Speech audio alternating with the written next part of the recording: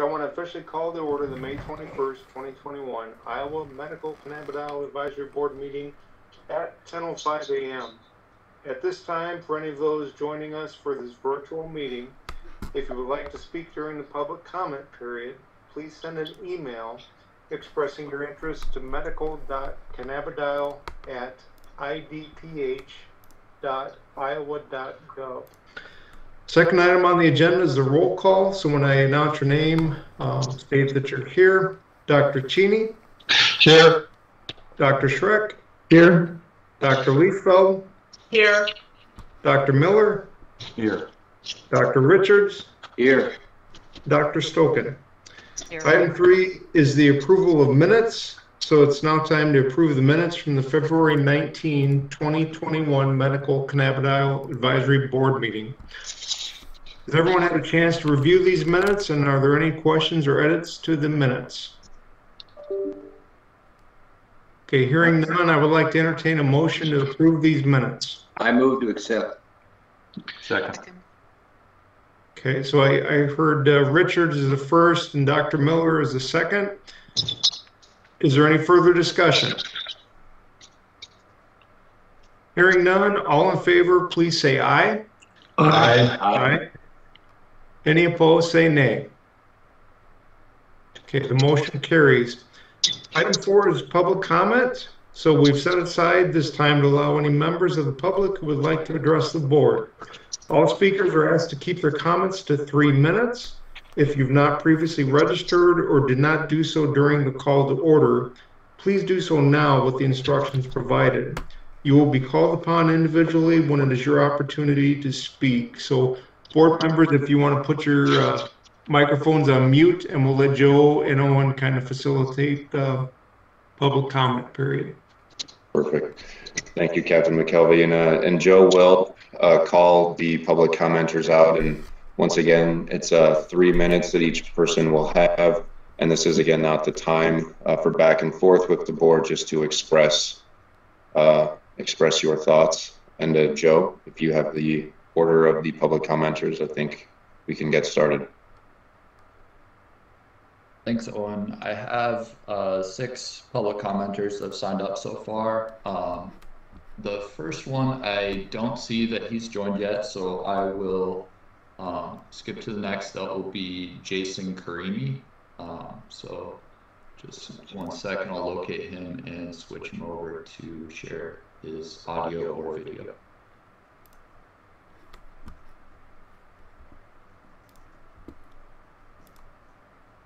All right, Jason, you should be able to unmute and share video if you'd like. Thank you guys for your time. I've spoken at the board hearings before. I'm the executive director of Iowa Patients for Medical Marijuana.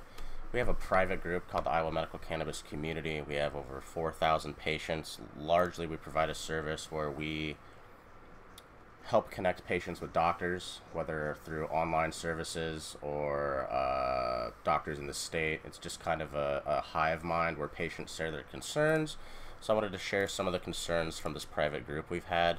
Mostly the problem and solution revolves around the federal law issue. You've probably heard these concerns before. One of the #1 issues that new patients have is that there's a high cost for these products. Products are 700% higher at our dispensaries in Iowa compared to similar products in other state programs. Patients are paying $150 per gram, which is over 7 times what it costs per gram in Oregon for the same product. We think this is only speculation. Iowa Patients for Medical Marijuana thinks the reason for these restrictions is because we speculate that lawmakers wanted to avoid triggering federal interference. So they wrote these highly restrictive laws here in Iowa so as to fly under the radar and not anger anybody at the federal level in case the federal government wants to come in and, interfere with our program, which they have done in other states, such as Maine, where federal funding was denied to schools because there's a whole bunch of issues around this, so I won't delve into it into 3 minutes. But high cost of products is the #1 complaint by patients. Number 2 complaint is a lot of these patients are having to drive 2 hours one way, which is hard when you're sick. We've seen from the demographics that the average user in this program is not a pothead or someone just trying to get high, but a 57-year-old with you know, a prior medical history. These are legitimate patients. They live in Davenport, where a dispensary has been shut down. They could drive, theoretically, 30 minutes across state lines if our federal issue was fixed and get much cheaper medicine in Illinois. Instead, they have to drive 2 hours in the opposite direction to pay $150 a gram for this high THC stuff that is now in the vaporizers, which, while, you know, a step forward, it's cost prohibitive for them. By the time they spend their gas, time, everything else, it's a lot of waste that could be solved if we could get this federal issue out of the way. Another concern is about, I know you guys have heard of this before, but medicating on school grounds, whether on college campuses or elementary and middle schools, for those parents who have children with needs. There's only a handful of children compared to adults in the program, but that's still a concern. And then also a big concern is there. That's 3 minutes, so if you could finish your next thought, Yep. and then that'd be fair. Thank you, Owen. So last thought was we don't have enough illnesses in the program. Again, that's a lawmaker issue, but that's the complaints we're hearing from patients, is they feel like there's a lot of restrictions on the allowable diagnoses allowed to the program. Thank you for your time. Thank you, Jason.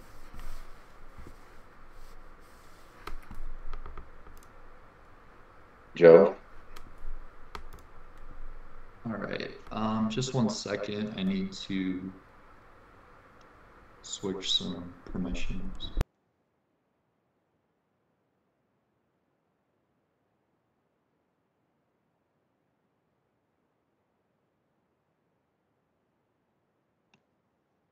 All right. So I do have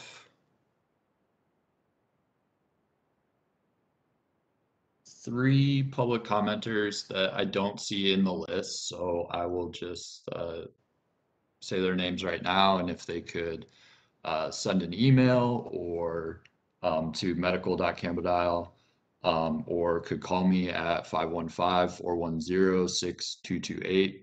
I can help them with any connectivity issues. So Jeffrey Wilson, Grace Hamill, and Shane Pick have all signed up to make a public comment, but I don't see you in the list. So,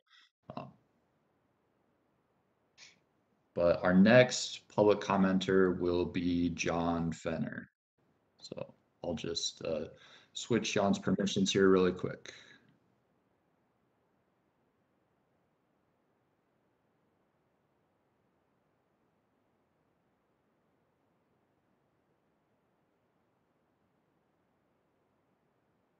All right, John, you should be able to unmute yourself and share your video if you would like.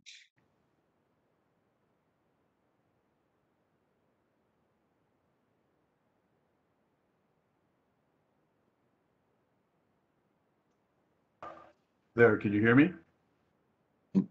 Yep, we have you, John. You're welcome to start whenever. First of all, I want to make a comment about Dr. Schreck. A few meetings ago, you mentioned that there should be some the restrictions that are, excuse me, I'm getting a little wound up here, but you had talked about sales tax, you had talked about delivery systems for medical THC, which was the first time that you mentioned it as a medical thing, and I wanted to thank you. I do think we need to get a better way of delivery system due to the fact that it's just hard to get to some of these places. Like Jason has said before, it's some people drive an hour and a half, 2 hours. You have a caregiver on there, which is good, but there's a fee for doing that. I think that fee should be eliminated. One other thing that really got to me, last meeting you guys had, I had hip replacement surgery and I was in the hospital, and I had talked about when I was in the hospital if I should if I would be allowed to use the medical THC that I was provided with, and the hospital said no, you couldn't use it there because of the surgery and everything. So then we switched to I stayed at a nursing home for a little bit of a time, and I asked them what were my was I able to use the THC instead of the pain pills because I have an opioid addiction. And they explained to me, though, you couldn't use any illegal drugs here. I explained to them that the laws have changed, that the THC is no longer considered illegal. I get it from the medical dispensaries. And I've also become a patient advocate for the ombudsman. And what that allows me to do is to advocate for patients' rights. Well, when they kept telling me no, I advocated for myself. And I was told that due to the federal restrictions, they've accepted federal money, that you can't have THC in any place that accepts federal funding.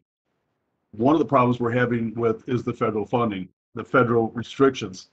It's killing the system. All this work we've done, all these arguments we've had, all these people who put out their stuff out there who've talked about this, when it comes down to it, when you actually need it, you still can't use it. You're still illegal. I was in the hospital. They kept giving me opioids. I told them I didn't want opioids. They kept giving me opioids, but regardless, I think that is something that is beyond you guys. I've reached out to my federal reps, and I've got no response as far as are they going to change their federal laws. As long as the federal law is in there, it's impossible. I can be legal in this state and go to the next state, which is legal. Once you cross that border, you become federally illegal. You committed interstate commerce, whatever it's called. The federal restrictions have to go. I appreciate all your guys' help, all the work you guys have done. I apologize for all the times I've argued with you guys and made comments about you guys. When it all comes down to it, the federal is still messing us up. All this was just kind of a moot point. That'd be your, if you could finish up your thought, John. All right. With that, thank you. Keep trying. We'll get it done. And John, it's a complex issue, but I'd be happy to talk with you some about that offline. Thank you.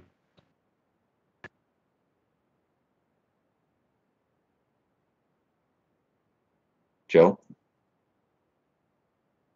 All right, thank you, John. We'll move on to, so one of the public commenters reached out to me. She's trying to join, but the next public commenter will be Carl Olson.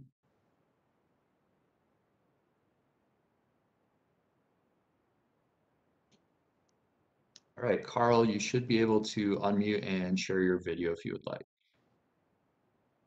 And for your awareness, Carl, I did provide the board the materials that you asked me to distribute for their consideration.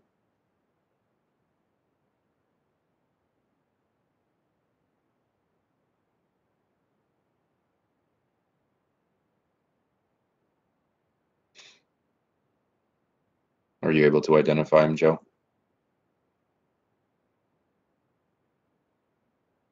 I believe Carl may have called in. No, Oh, okay. I've got a mute button on my headset, and apparently that WebEx doesn't like that. So now I'm good. So anyway, the previous two speakers touched on federal law. So basically, people that apply for a card or a license to distribute or manufacture are making incriminating declarations that they intend to violate federal drug law. So this is untenable. This is just ridiculous. That's what House File 2589, Section 31 was enacted to address. It's kind of crude. It says we want federal funding guarantees, but it's the same thing. The only way to do that is to get an exemption like the one for peyote. And the peyote was made illegal under federal law in 1965, and they made a federal exemption for it in the federal regulations at the same time. And then when they enacted the 1970 federal drug law, they carried over the prohibition of peyote and the regulatory exemption for peyote. Well, at that time, there were no states that were allowing cannabis use, and that was based on the California Supreme Court decision allowing peyote in California. So now we have 47 states that have authorized the use of cannabis, and nobody's applied for a federal exemption like the peyote exemption, which is, to me, is a horrible oversight. If we can do anything to fix this, we should be doing it. So that's basically what I have to say. The department filed 4 letters with federal agencies asking for federal funding guarantees. And I think this issue is a little bit more complex than the Department of Health should be handling on their own. I think we should ask them for help from our 6 federal legislators and get them involved. And don't let this issue be treated lightly by the federal government. I don't see how they can allow an exemption for peyote and say, well, there's no exemption for cannabis. So I would like the department to ask the federal legislators to help us, or the board, or any of the members of the board that think this is important enough to get involved in it. This is not something that we should be taking lightly and just filing those letters and saying, that's it, we're done, we've done what we're supposed to do. This is important to the people we're trying to serve, and those of us, you and me, who are not on this program, who have the ability to function without serious disabilities, should be helping those people who can't help themselves get this done. So that's all I have to say. Thank you. Thank you, Carl. If that wraps up your time, there was just about 15 seconds left. That's good for me. Thank you. Thank you, Carl. Joe, we can move on to our next commenter. Thanks, Owen.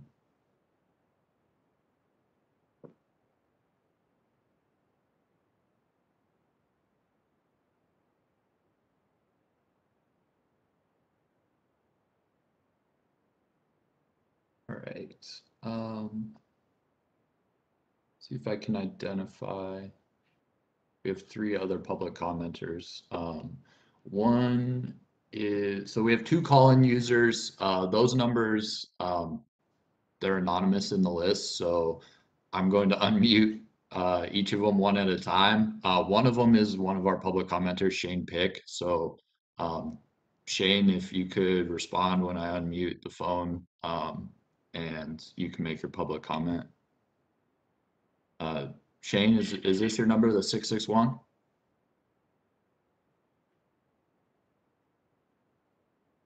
Don't believe so. Should be 6731 last 4. What was that? Is that you, Shane? Yes. Okay, perfect. We can hear you. Okay. So I would like to say thank you. I would also like to say sorry. I'm one of the most argumentative people you probably will give me. I've been dealing with my House Rep Ann Amundson, Christy Hagar, and Patty Ruff for the last 5 years. I have informed each one of them my habits, what I do. The reason I have my medicine, I have finally got approved for my card last week. The reason I use my medicine, the way I use it, and I would prefer some insight on understanding why we don't, would be more proper for me. I'm really lost on why we can't smoke just the plant. I got hit by a car 22 years ago riding a bicycle. The car clipped my calf muscle, snapped me on the back of my head, left me paralyzed. I went home, went to bed 15 hours, went to the hospital the next day. About 3 years ago, my back popped here in Iowa, and it left me paralyzed in my driveway again. The only thing I've ever been able to do is smoke it. The vape pens work to a degree, but they don't carry the full carryover.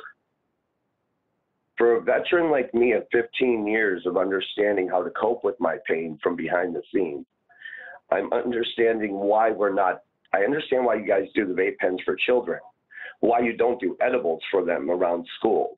Edibles would be something that would be controllable like a pill. There are so many ways we could have thought of things, and I'm wondering why it's so hard to reach out as well.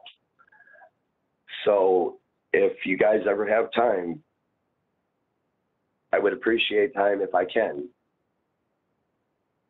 I do apologize in advance. I'm probably more confusing than anything. But I do have a lot of questions after 15 years of dealing with this from behind the scenes like I did with my house rep. And I've been trying for years to get people to understand that, adults have a certain way of using something. Don't change a habit. Don't change something that works for somebody just because you think you have a safer option. Sometimes something works for somebody because it is specifically the way it is.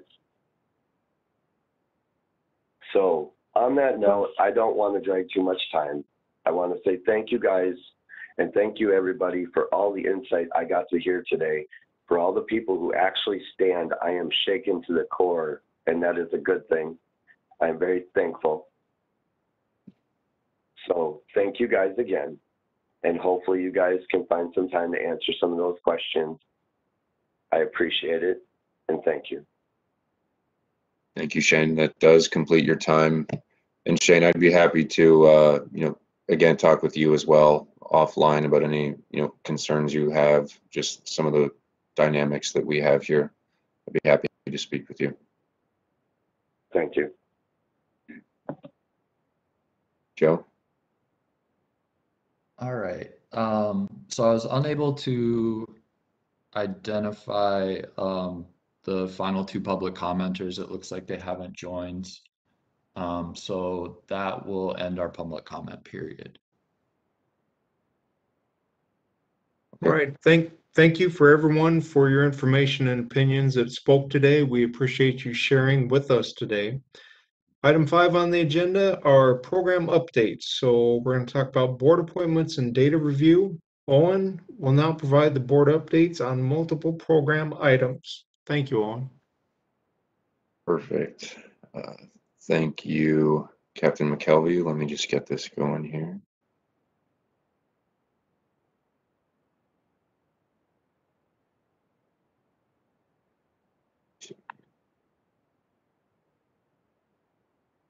So let's see here.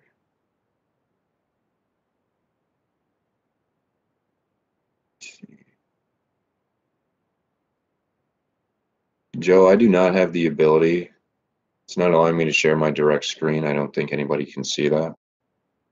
Okay, I did switch you to a presenter. So Okay. try No, we're good. again, and if not, I can share the presentation. Yep. I was just a little behind on getting that. Everybody see my screen? Perfect. Okay. So as Captain McKelvey mentioned,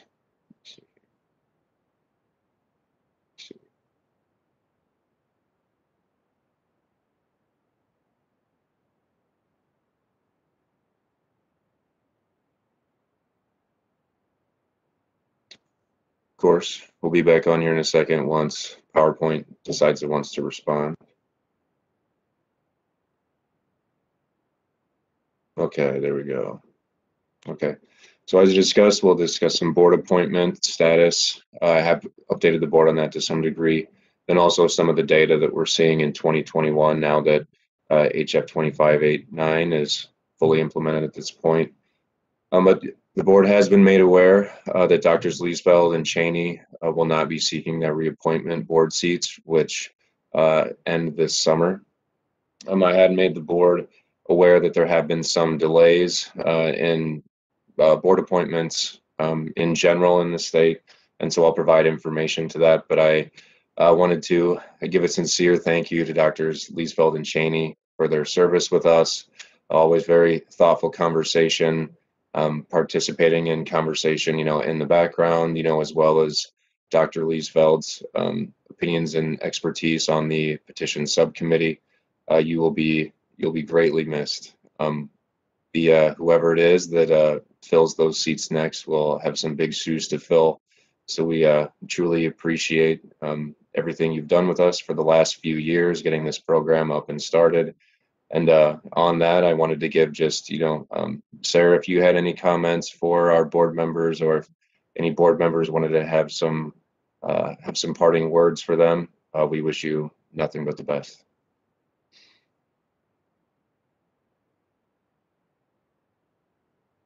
But one of the things that this does leave us with is we do now have 4 vacancies on our board, not only psychiatry and pediatrics, which are their seats, but also gastroenterology and neurology. And I can tell you, we don't necessarily, we'd prefer to have those seats filled if possible. We have done some outreach to fill those vacancies. So if anyone did apply, we are not privy to it, but we will see. But in any case, we'll continue to work to fill those board seats. Yeah, and I just want to jump in here real quickly. And sorry, Captain McKelvey, I didn't mean to cut you off, but I do also want to just extend just a really heartfelt thank you to both Dr. Cheney and Dr. Leesfeld. You guys have been with us on this journey since the very beginning, and I personally am really going to miss having you guys involved. And so just, thank you for your time and your expertise. You will be greatly missed. I would also like to echo our respect and appreciation for both of you. Just the time you both put into this behind the scenes during your normal work schedules. You've been an asset to the board, and we really do appreciate and value all your input through this process. So thank you.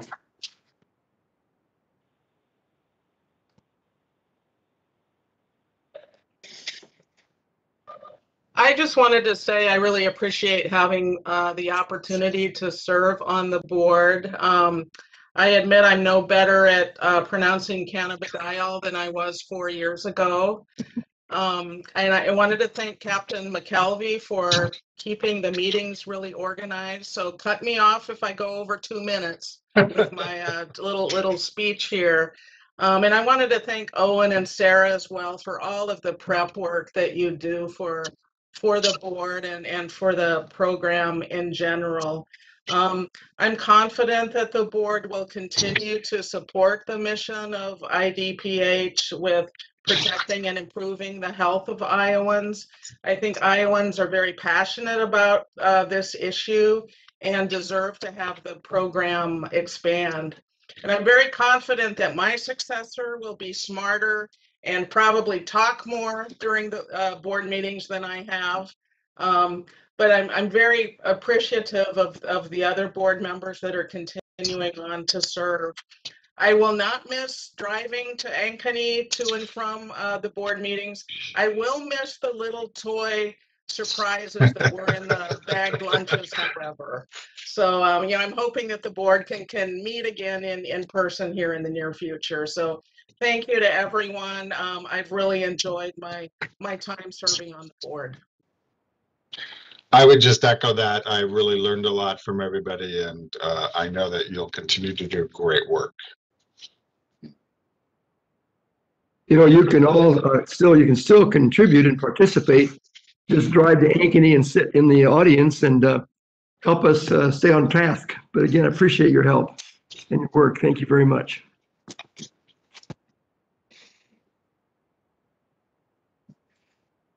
And also for the board's awareness, once we learned that Doctors Leesfeld and Cheney were not seeking appointment, we did give them the opportunity to make a initial recommendation or referral, and we provided materials to those individuals.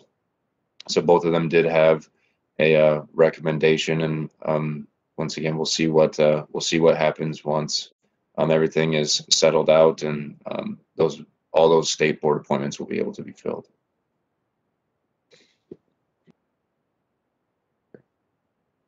So I'll move on to some of the data review that we've seen in 2021 so far. As I did provide the board our recent data reports, and we are putting those monthly reports now on our website each month. It just kind of shows the progression on certain metrics, and everyone knows at this point we really just are observing. We don't have really the detailed inferences as to why the data is what it is. But we are continue to see new providers certify new patients. Even we're continue on that linear trajectory. Even since our last meeting, we've had just around 100 new practitioners. And you will see that in 2021, ARNPs have been the higher proportion of certifiers at this point. Again, prior to July 1, it was only MDs and DOs that had that opportunity. But I have reached out to our accredited CMEs. They do have data on the disciplines that are taking those courses. and it has been ARNPs by and large that have been taking those courses to improve their knowledge on this topic. So from a provider standpoint, again, we're seeing just that linear increase from month to month. And we do have over, at this point, we do have, because this is data from last month, we will have over 1,400 total unique providers. And once again, when you compare that number to our patient population, that's really telling that, it's not a small number of providers that are certifying all these patients. We really do have a pretty responsibly operationalized program from that standpoint. This is another metric that the board was always wanted to be updated on each meeting, and this is the percentage of active patients with a THC waiver. On this topic, as the patient population continues to go up, really what we're looking at is that rate.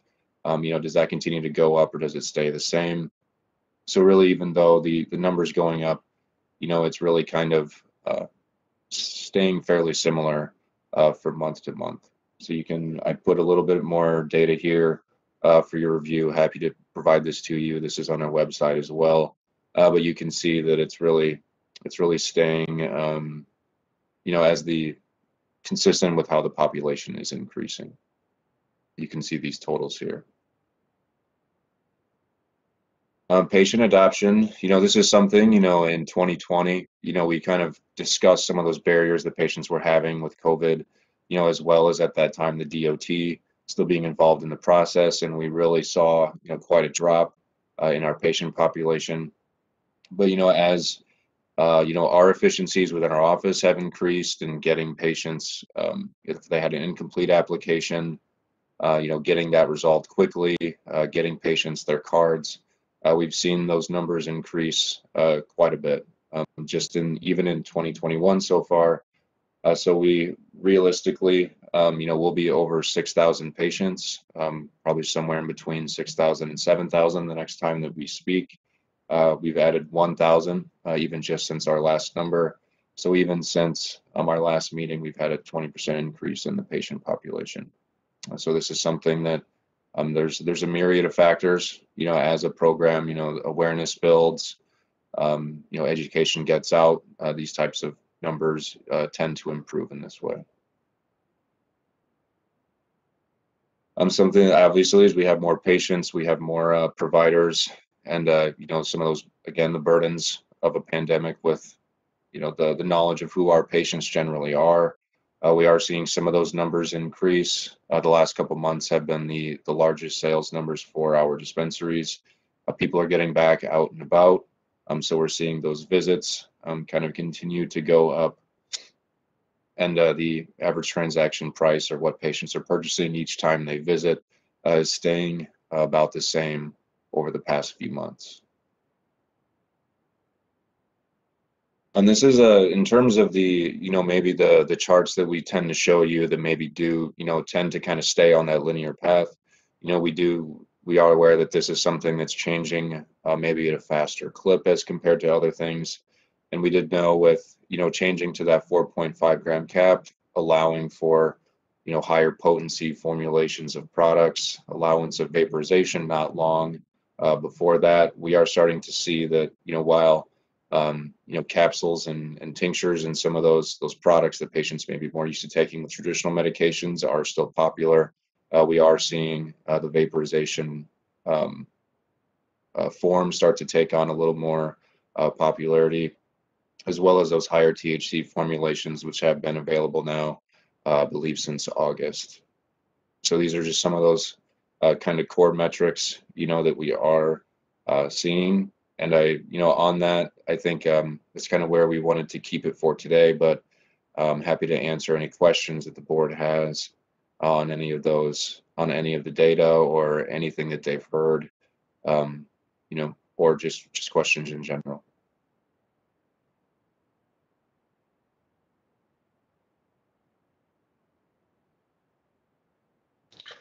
Owen, are the newly licensed dispensaries up and running yet? They are not. We just licensed them both the manufacturer and the dispensaries right about the time of our last meeting.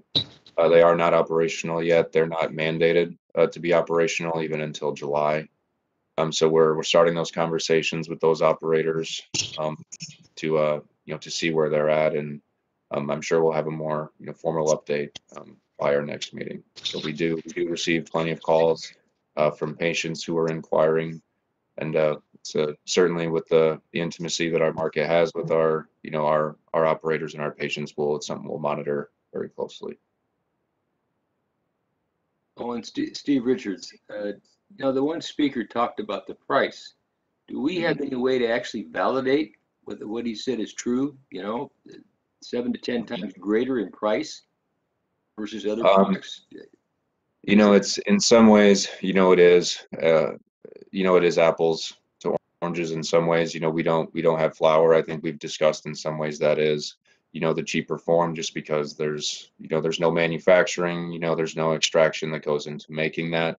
But when it comes to downstream, in an apples to apples scenario, we've looked at Minnesota. Minnesota keeps granular information on their, price per milligram. So if you compare the products that we do offer to programs that offer similar products, our research and talking with those programs says that they're pretty reasonable. They're right in line.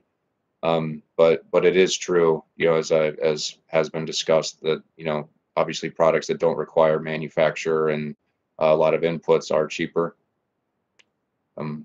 But I can tell you, I could even share that information with the board if they were interested. The price per milligram from Minnesota's program and New York's programs that are actually fairly similar to ours, and we've seen that the prices are fairly in line with at least those programs. Well, I would like to see those figures when you have a moment to take a look. I think price per milligram is the key there to compare as best we can. A similar question, as I recall, and correct me if I'm wrong, the Illinois program allows out-of-staters to purchase recreational product, although I think in a diminished amount. Do we have any suggestion or anything in our remaining open dispensary figures that would reflect that, or has there been any impact seen there? In regards to seeing our patients go over the border to purchase products, you mean? Yeah, correct. Now here, I think they'd be purchasing recreational products, perhaps for medical use, because it would be cheaper.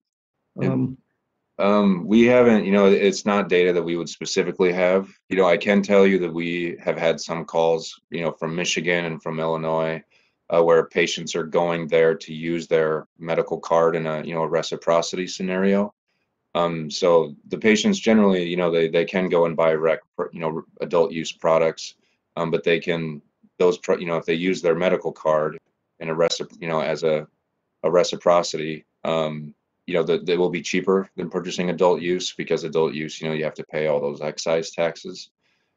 And so really, and that's just a state to state situation. But again, if patients purchase those products in another state, and those forms are outside the forms that are allowed, obviously they could not bring those products back to Iowa. So even if patients do go and purchase products in another state, legally speaking, they would have to use those products there and would not be able to bring them back, which does kind of, dovetail from the concerns that they mentioned, where, crossing, a couple of the public commenters mentioned that crossing state lines, any way you slice it, is an issue. But other states do recognize Iowa cards. Yep, it's a case by case basis. But I've certainly, Colorado does, Hawaii does. We've gotten calls from Maine about doing recipe. I don't think a lot of our patients end up in Maine, but that's an option. Illinois, Michigan. So really, it's the reciprocity is not a one size fits all. It really depends on the laws and rules of each program. But we do have certain patients. Plenty of our patients have used their cards in other programs. Gotcha.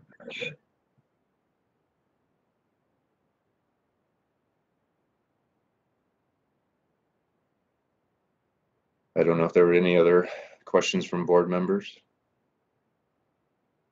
The cost is always an issue, and it will probably be one for a long time until the federal laws change and the industry consolidates. But as I think I'm correct about this, they're not allowed, the manufacturers and distributors are not allowed to deduct normal business expenses. So they have to cover all that. They don't have we traditionally think it was a profit margin because they cannot write off the costs of their utilities, their capital investment, their employees, at least not on the federal form. And I believe that's correct. Am I correct there? That's got to be a huge. Yeah, that's the 280. Yeah, that's the 280E tax issue. And we've kind of discussed some of the movement that's been happening and the conversations at the federal level, and there are and so as opposed to doing one big overhaul thing to try to solve this complex issue, they're kind of doing bills that would attack different components of the problem. There's lots of discussion about a banking bill, and a financial bill that would fix some of that issue, because yes, the burden is nearly double on cannabis operators as opposed to traditional businesses, especially on the retail end. They can a lot of times pay up to greater than 70% or more on taxes because of their inability to write off traditional things. Thank you. Oh, and just as a sidelight on using the cards elsewhere, technically, Iowa physicians are licensed to write prescriptions for Iowa pharmacies to fill. And when our snowbirds go off to Arizona and Texas and elsewhere, we legally aren't licensed, nor does Arizona have licensed to fill our prescriptions. But obviously that gets ignored because we all got plenty of snowbirds who can get their prescriptions elsewhere. So it's one of those parts of the law that people just sort of ignore because it just works out for everybody. Makes sense.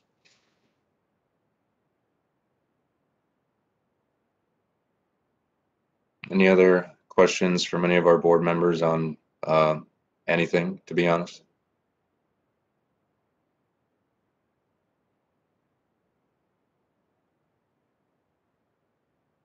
Seeing none, I will hand it over to Captain McKelvey. Okay, thanks, Stop Owen. sharing. Item 6, we're going to discuss the future meeting dates. So future medical cannabidiol board meetings will be held in 2021 on the following dates: Friday, August 20th and Friday, November 19 of 2021. As we mentioned earlier, we're not sure yet if it'll be in person or in Zoom, so stay tuned. Final item here, we've come to the end of our agenda. Are there any further comments from any of our board members?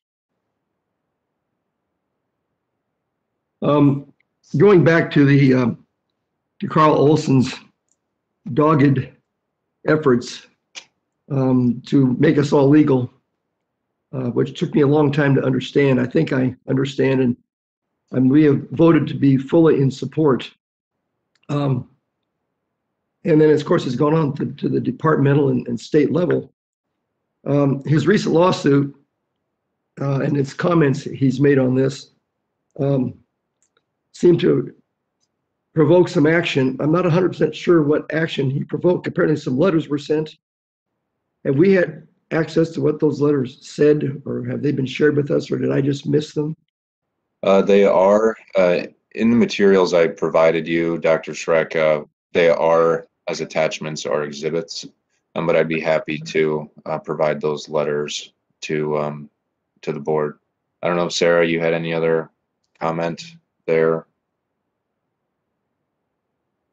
No, I mean, I think, Dr. Schreck, what we have done as a department is, just taken the statutory language that was added last year and, kind of sent those letters to the Department of Education, the Centers for CMS.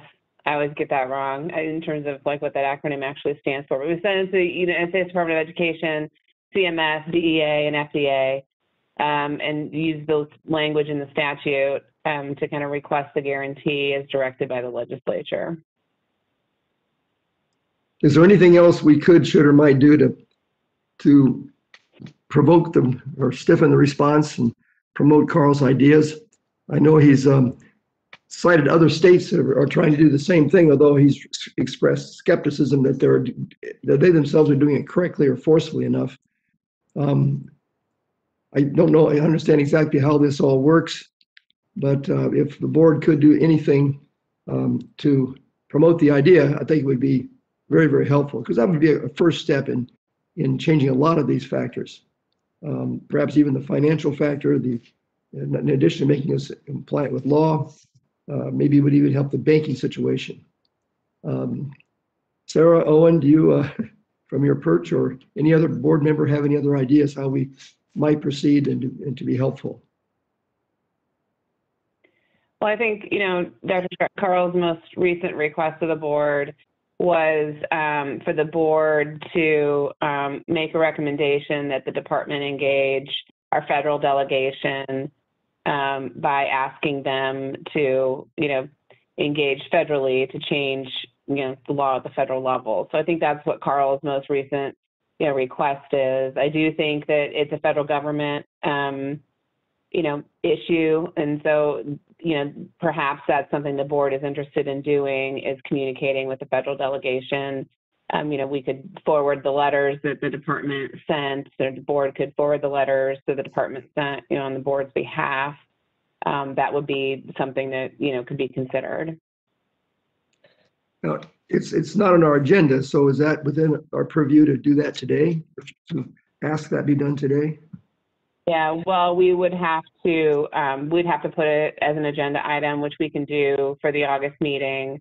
If you guys would like us to do that, we'd be happy to add that. I'd like to have that on the agenda, and in the meantime, look for other ways that we might be helpful in that regard. Again, he's spent a lot of time, effort, and energy on this. It makes philosophical sense and may be a very practical move. I strongly agree with Bob. Yeah, I strongly agree with what Bob just said. The time for this is now. We've got to get the DEA to change it.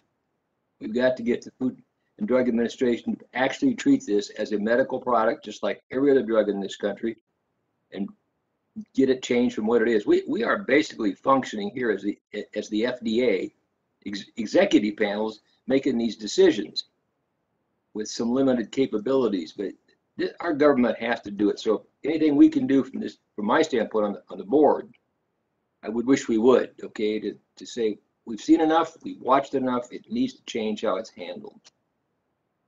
Well, we can certainly put it on the agenda, for the August meeting, for the board to take, to make a formal recommendation. In the meantime, certainly as individuals, we would ask that you not connect and speak on behalf of the board, but certainly in your individual capacity, you would have the opportunity to, reach out to those members of Congress in between now and then, if that was something that you wanted to do.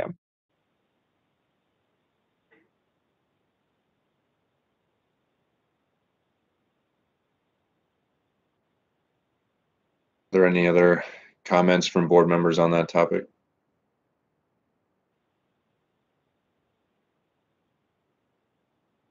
Seeing none. Captain McKelvey. Okay. Final item, is there a motion for adjournment? So moved. I second. So our two departing board members apparently are going out with a bang here. So all in favor say aye. Aye. Aye. Any opposed? All right, the motion carries. Thank you again, Dr. Liesfeld and Dr. Cheney. This meeting is officially adjourned at 10:53 a.m. Thank you guys for your service. We really appreciate it. Thank you all. Thank you again, guys. It's been Good luck.